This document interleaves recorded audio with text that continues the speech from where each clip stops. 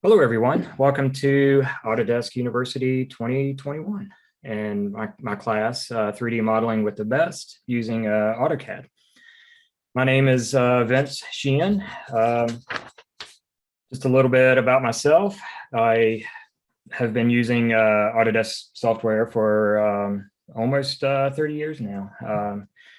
I work as a senior civil designer for a civil engineering firm located in Richmond, Virginia. I've been doing that for probably since the mid-90s. I got into 3D modeling probably back in early 2000 and just been loving it ever since. So yeah, just trying to get the word out and let people do some 3D modeling with CAD. So let's start with the slideshow. Again, I'm Vince Sheehan, your speaker. We're going to be using AutoCAD 2022 for this demo. So our learning objectives will be just which AutoCAD 3D workspace to use, which AutoCAD drawing and system variables will change, and we'll create 3D surfaces and solid objects, mesh objects using various tools. We'll edit those objects using various tools within the software. And if we have enough time, we'll apply some texturing and materials to the objects to make them, look pretty realistic. Again, we'll go over the ribbon. Here's a couple of screenshots of which workspace and ribbons we'll be using. We have the Home tab, the Solids tab, Surface tab, and the Mesh tab. Here are some various commands and variables that we'll use for setting up the drawings. You may not use all of them for every 3D model that you use, but some may not work depending on your project, and some will. We'll start with creating primitive objects. These are just basic shapes with solid and mesh objects. Probably will not get into basic drawing objects such as lines, polylines, and so forth, but we will if we have time. Kind of hoping most of you will have a pretty basic knowledge of how to draw some of the very primitive objects.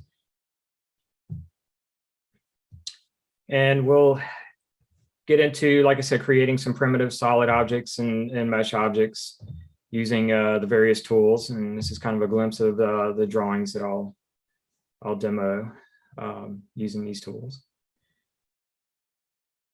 Here are some of the other objects that I have drawn over the years using these tools.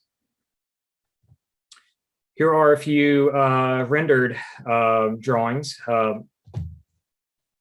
that I've created with AutoCAD. Some of the exterior objects were probably created are created with other software like 3ds Max and so on, and rendered in that software as well. A bridge used with solids. A oil refinery out in the ocean using AutoCAD, but rendered in a different software. Various objects. All right, let's get started. So I'm going to launch AutoCAD and open a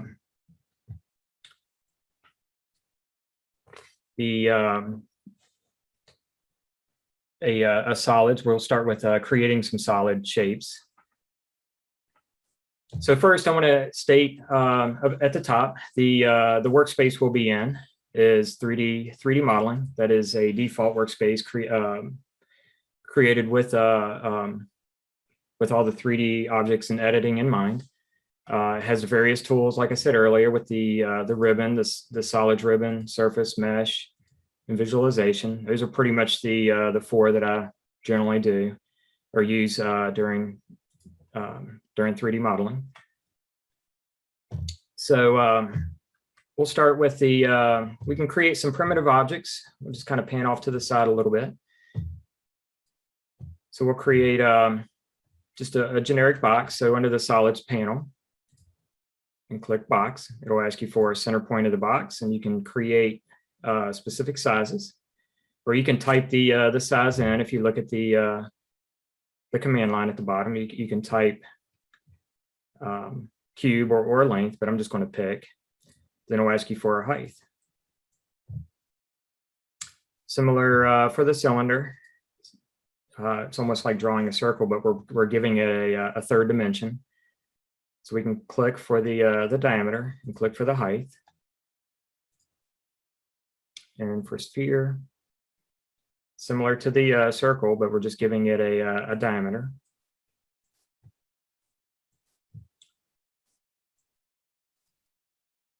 So here are other solids we can use.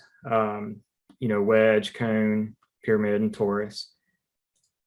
We can just draw a wedge.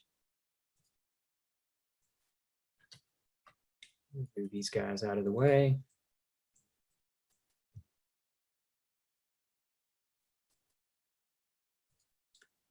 And for the mesh primitive objects, it's very similar to solid objects. You have the box, the cone, the cylinder, pyramid, and sphere, and so on.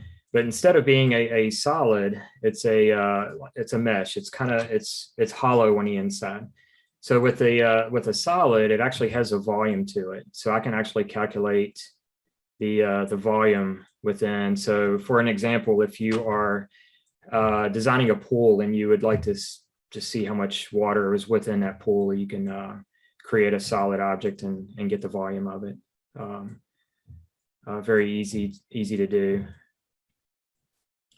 So we'll go create a box. Like I said, it's similar to the solid object, but as you can see, it's a mesh object.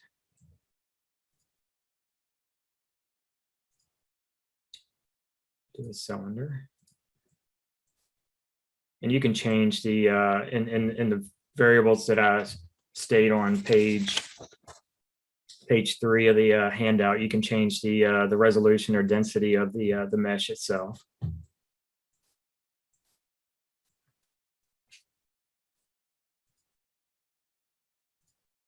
Draw a pyramid.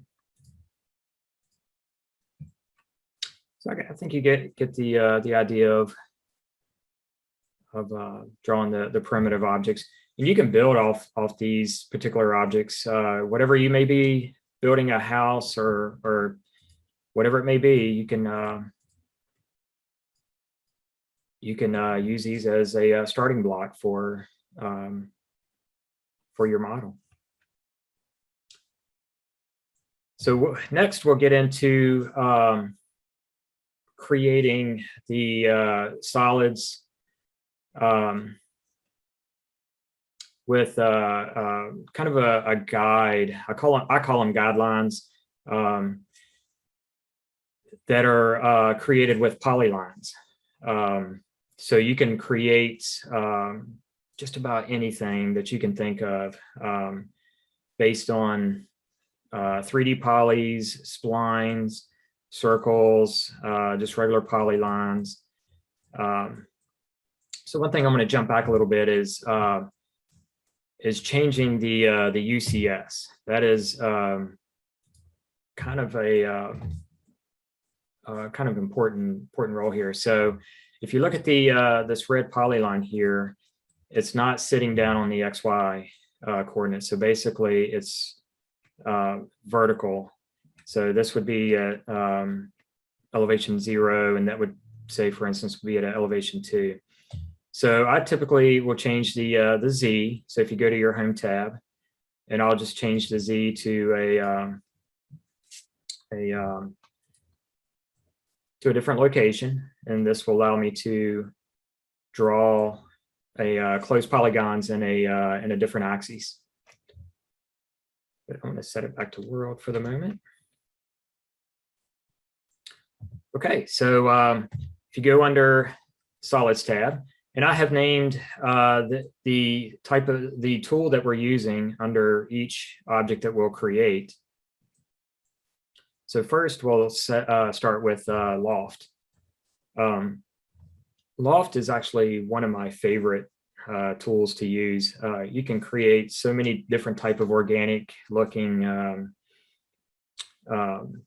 objects with this command or this tool. So what I've done is I have a series of circles, and I'm going to create two different objects here, and I have a series, two circles and an ellipse in the center. Then the blue line here I have as a kind of a guideline, like I'm using it as an alignment. So under the solids tab, under solid, click by default it's going to be on sweep, so click Loft. And I have each circle numbered in sequence here. So we'll click 1, 2, 3, 4, and 5. Then you can right click to enter. And if you look at the, before you enter again to escape the command, you can click path. Then what it does, it just pretty much kind of shapes the circles along. It kind of smooths the shape out a little better. So we'll do this again. We'll click 1, 2, and 3.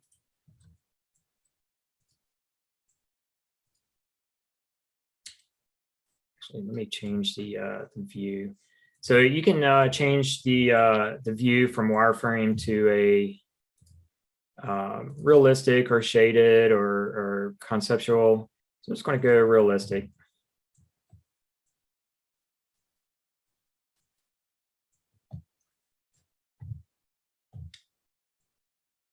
All right, so next tool we'll use is sweep. We'll go back to under the solids tab on the solid ribbon. We'll use sweep. So what we're going to do is sweep the circle along the path here, kind of sort of looks like a paper clip in a way. So we'll click sweep, pick the circle, then look at the command line. We'll click alignment. Then would you like to sweep the object perpendicular? Yes, we would like to, and pick the alignment.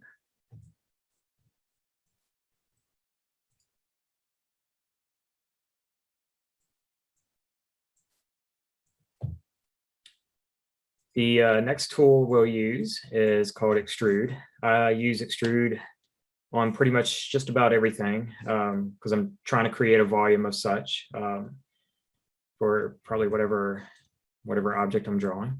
So under the again under the solids ribbon, click extrude. I'm just going to pick all three of them at the same time. So you can click and just pick your point, or you can click a if you know a specific height, for instance 20. Oops, a little tall, but you can always come back and edit the height of it in your properties dialog box. So if I would like that to be 15, or you can grip edit after the fact.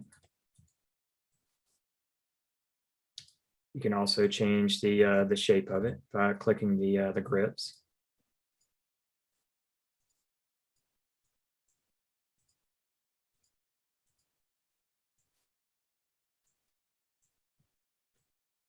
The next tool I like to use is called revolve. So this particular shape here, it's made up of two circles and two closed polygons. So what it's going to create is a very basic lamp kind of shape. So click revolve. I'm going to click all three, all four shapes. And what we'll do here, it's asking for an axis to revolve around. So my center point of the axis is going to be right on the inside of this line of the polyline here. So it'll ask you for 2 points, and I have them numbered here 1 and 2. So I'm going to snap to the bottom and snap to the top. So like the extrude command, it'll allow me to pick an angle. Or as you can see in the command line, it has 360, so I can completely close the shape or I can type 270. It'll give me 3/4 of the shape. Again, using the properties dialog box, I can always go back and completely close it.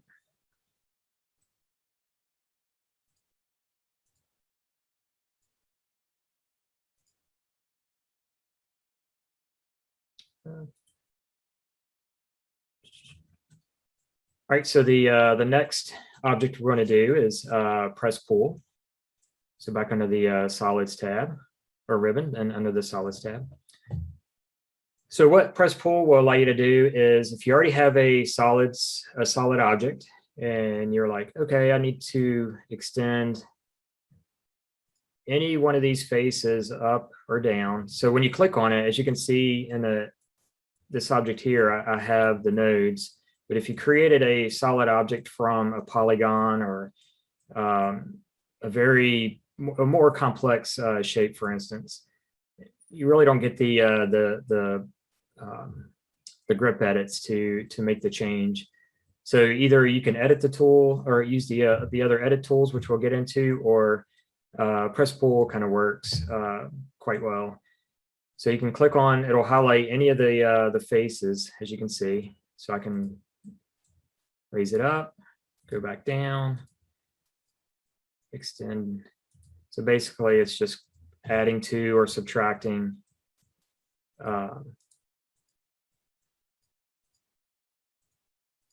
to the shape itself.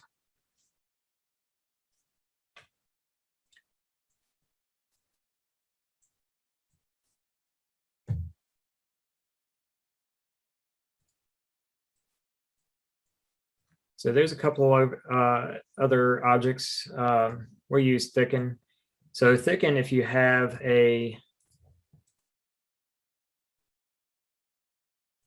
this is a surface planer, which I'll create one in a second. But if you've created an object and you would like, hey, I need to create a solid from this guy.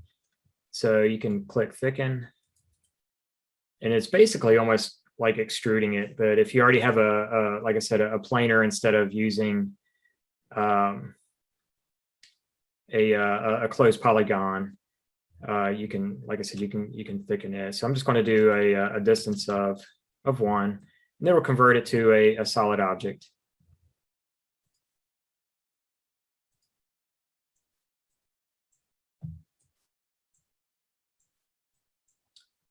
All right, so those are primarily the tools I use quite often to create just about everything that I create with CAD or for the solid shape wise. So what we're going to get into now is editing some of these shapes if you already have them. So what we have here, I just have spheres created and just different colors based on the different types of booleans that we're going to use. So we'll start with union. So union basically joins the two spheres together. So right now they're two separate entities, and under the solids ribbon, under the boolean tab, we're going to click ribbon and just select the two of them, and they become one entity. So then again, going back earlier, you can get the volume of now both of them instead of two separate. Subtract is kind of the opposite. So I would like to subtract one from the other. So select one sphere, right click, then select the other sphere. And as you can see, it removed the portion of the sphere that was touching it from the other sphere. Intersect is pretty interesting. I like it as well. It basically, as you can see in the icon, it'll create a solid object based on where the two objects are touching. So click intersect and just select the two objects.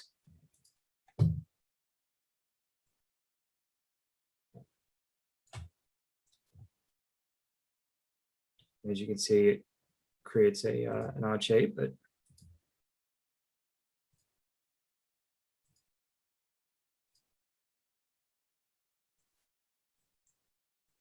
all right, so fill it and chamfer and taper. So fillet and chamfer are similar to the same as if you were to, if you're drawing polygons and just doing 2D drafting. So fillet, you could use your typical fillet command, or you can, depending on what how you use, you can either type it in or use the ribbon. So you can fillet. Actually, I'm going to turn off shading, go back to the wireframe. And it'll give you a preview. So fillet radius, I want to do, say, a radius of 2. The reason why it's green is the initial object is on one layer, and I'm set to another layer. So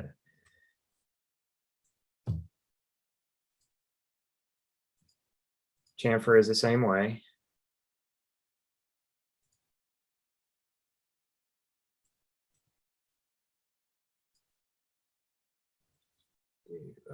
This one, a little bit longer distance. Oop, closed out.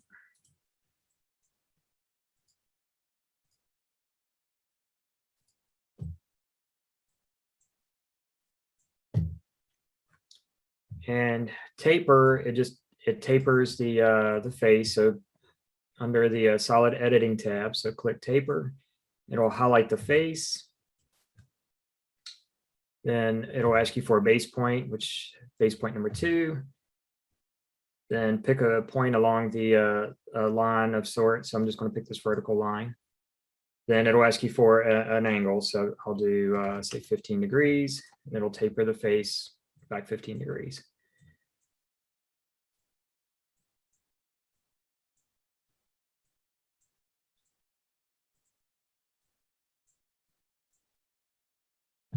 All right, so I'm going to get into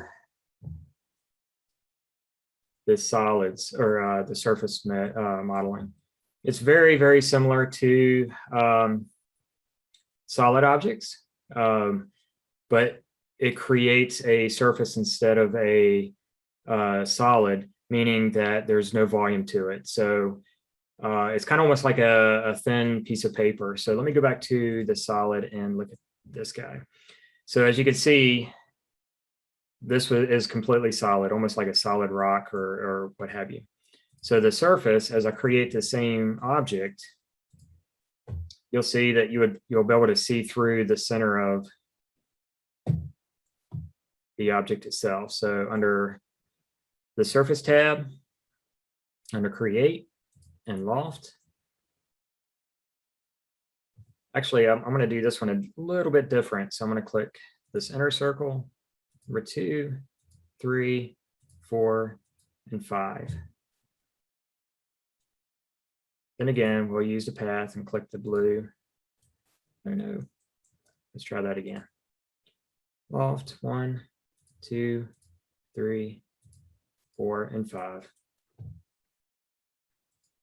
So I'm going to set the visibility style to realistic.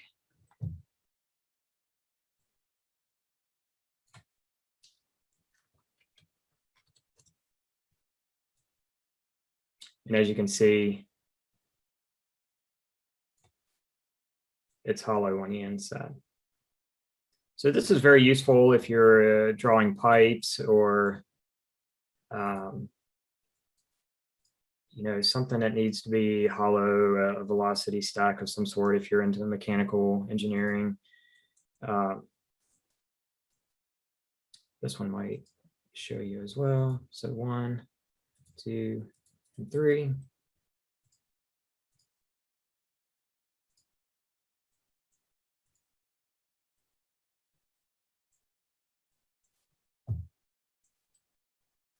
All right, we'll move on to network. Network is actually pretty cool. You can create all sorts of organic shapes with it. Same tab under the surface ribbon, so network. And I have them numbered in the order in which they need to be selected. And this is just made up of just polylines just drawn in different axes. So under network, click 1, 2, and 3, right click, then it'll ask you for the other direction. So click 4 and 5 and right click.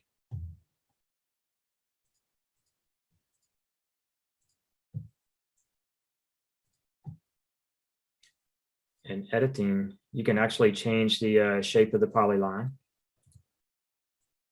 It'll change the shape of the object. And I look at mesh and surface objects kind of like a paper. They're paper thin. Again, I'll probably say this several times. They don't hold a volume. Very similar to the solid objects. So we're going to sweep the circle, but as you can see, the circle is laid flat on the plane and not at the end of the polyline. So just click sweep. Down in the command line, I'm going to click an alignment, and yes, I would like to do sweep the circle perpendicular to the alignment, then pick the alignment. And again, this is hollow.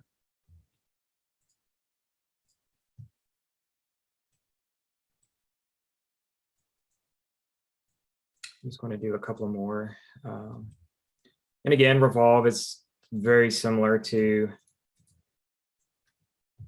the solids.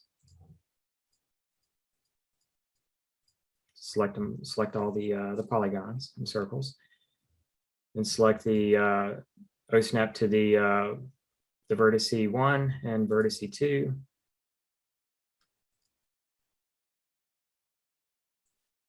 And again, you can see that it's hollow.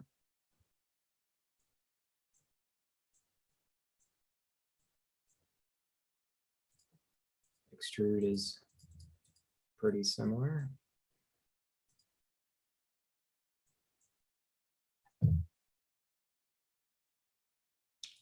Planar is, you could take a closed polygon and create a surface over it.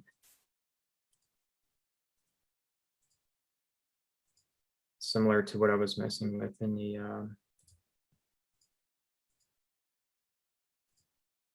solids. Blend is very cool. So we can create a shape between the two planars here.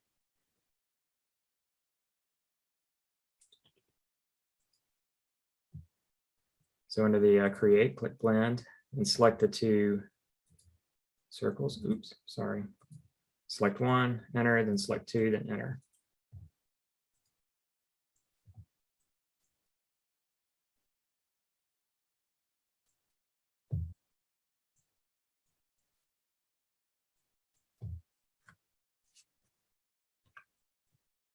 All right, I'm going to move on to mesh objects. Mesh objects are very similar to surface objects. They react just a little bit different and are different, but they're pretty much a paper thin style of object. As you can see, we're going to do the revolve surf again. So under the mesh tab on the ribbon,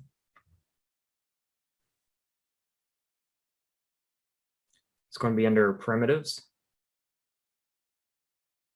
So revolve surf, and I'm going to select.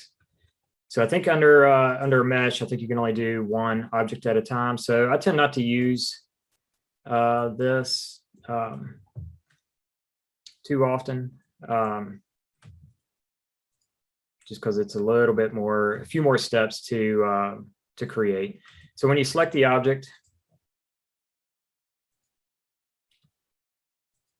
it'll ask you for an axis, then a starting point, angle. So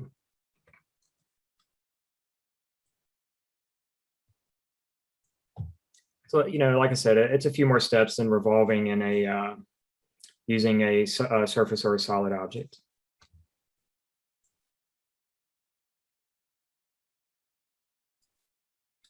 So under edge surf, it's similar to the the network under surfaces.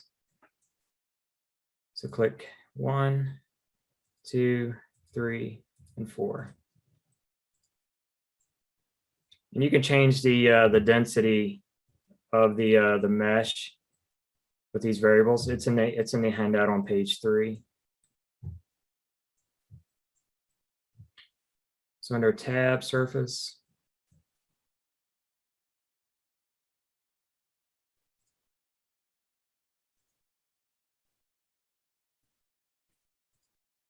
select your object and select the alignment.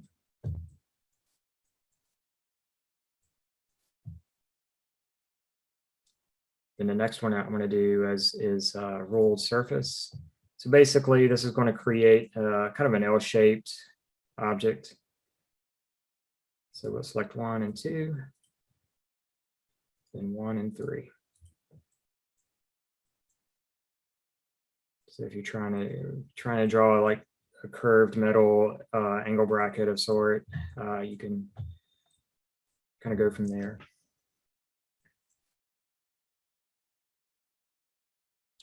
All right, so I want to actually open one of the files in the data sets.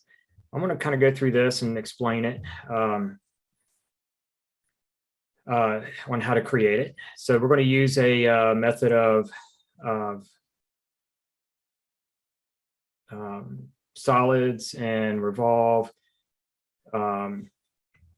extrusions, and so forth.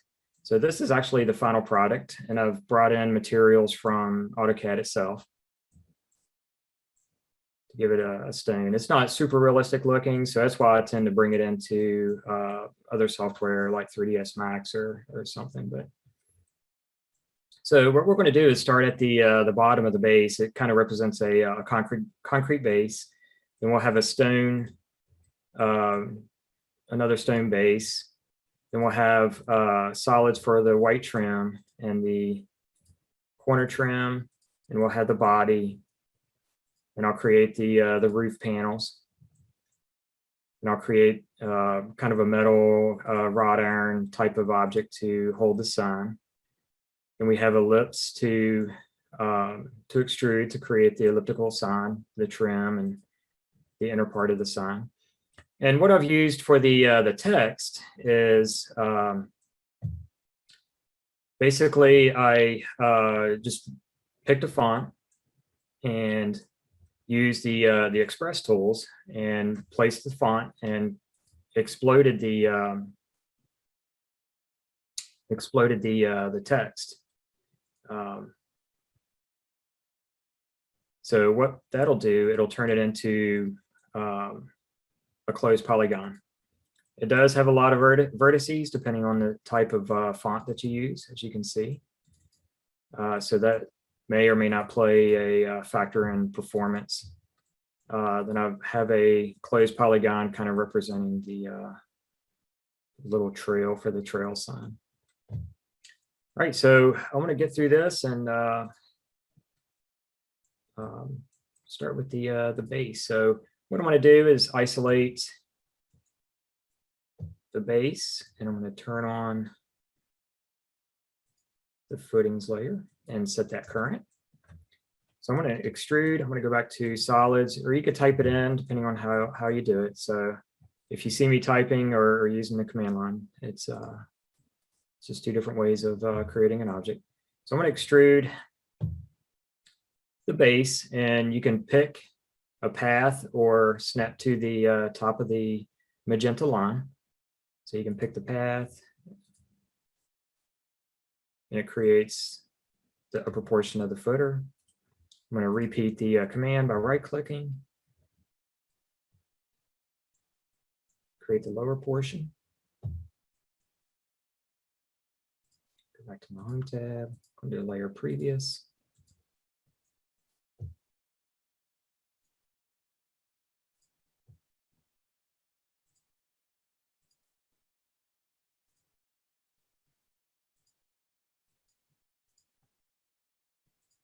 Isolate the base.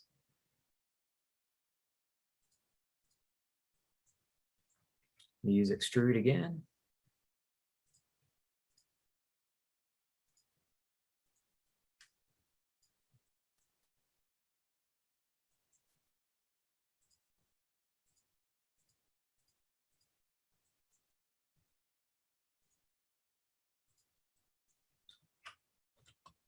extrude each one of these guys. Oops. Set the trim layer current.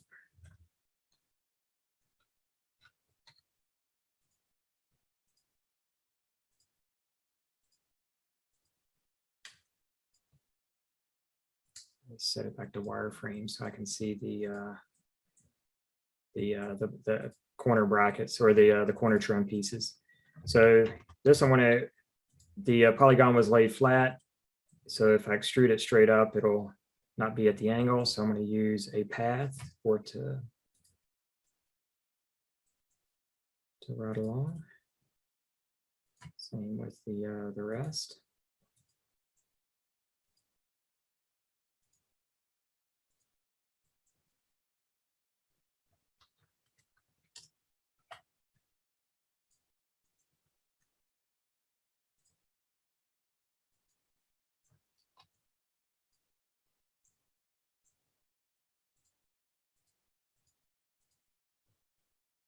I'm going to create the body of the sun.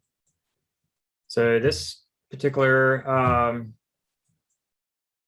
object, I'll either use a network or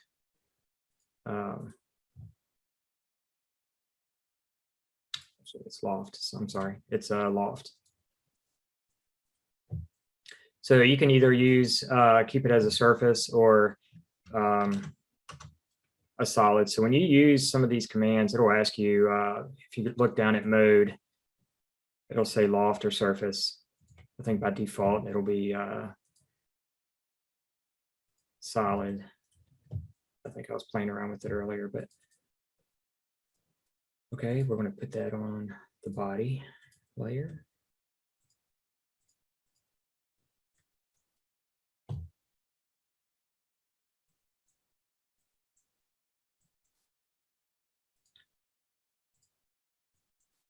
Create the trim along the top.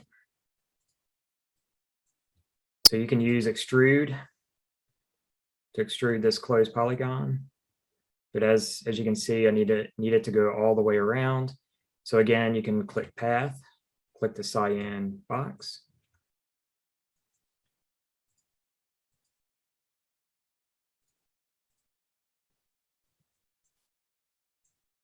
The next piece we're going to create is the roof object.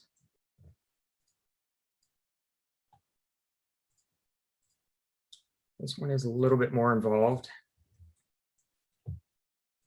So at first I want to create just one panel. Then I can use array to array around the center point of the sign to create the rest of the panels. So basically, I'm going to extrude the closed polygon shape to represent the roof panel. And like, again, you can click path, or I'm just going to snap to the end of the magenta line.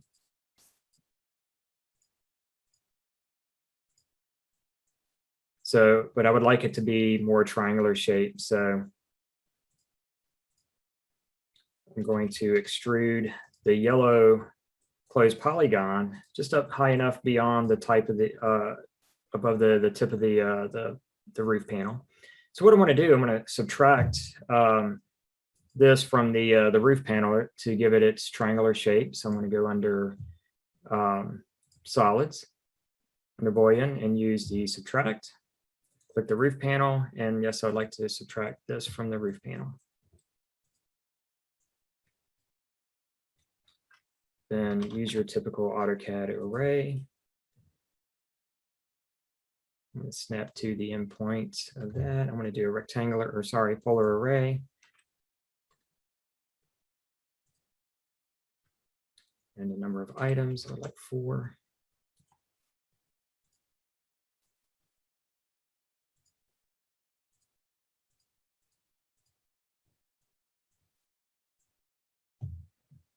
All right, so I'm going to get through this a little quickly.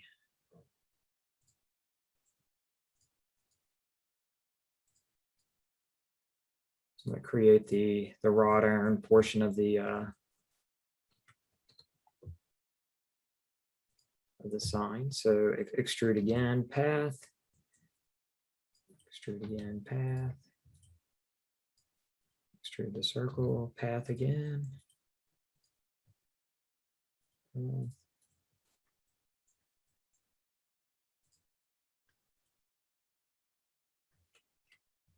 Extrude the base plate. And for the circles, I'm going to add spheres. So you can just add a sphere to kind of give it a generic looking bolt, if you want to say.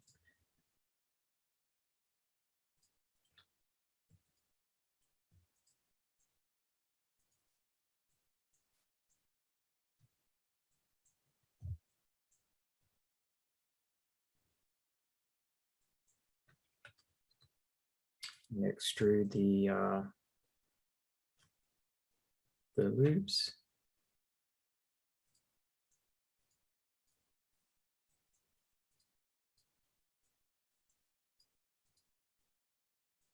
All right, so I need to subtract the center portion from the outer. So I'm going to use the Boolean command, subtract, subtract, subtract, select the center.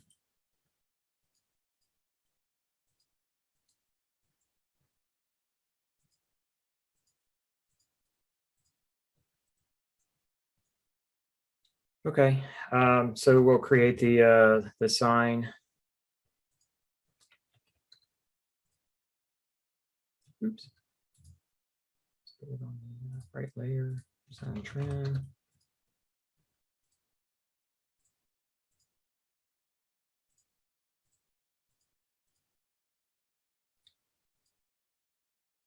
We'll create the inner portion of the sign. And I'm using the magenta line in the center for kind of a guideline as how thick I would like the extrusion to be.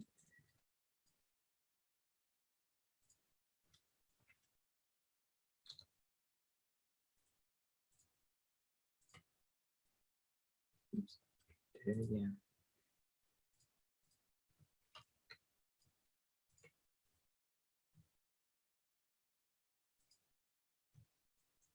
Similar to the others, I need to subtract the inner portions of the font. So under the solids tab, subtract.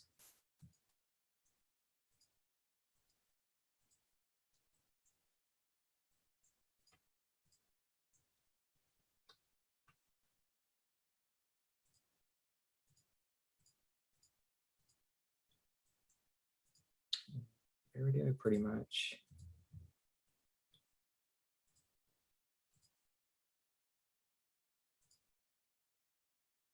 Sorry, it just doesn't have the materials on it, but it's in the so it's in the handout. Once you apply the materials, you'll definitely see the definition of the sign. All right, so I think that's it for the demo. I'm going to flip back to the presentation. So I truly appreciate sitting in on my class. Hope you learned something. And so I'll include a number of drawings, maybe about a dozen or so 3D drawings that are, some are in the handout that you can follow step by step.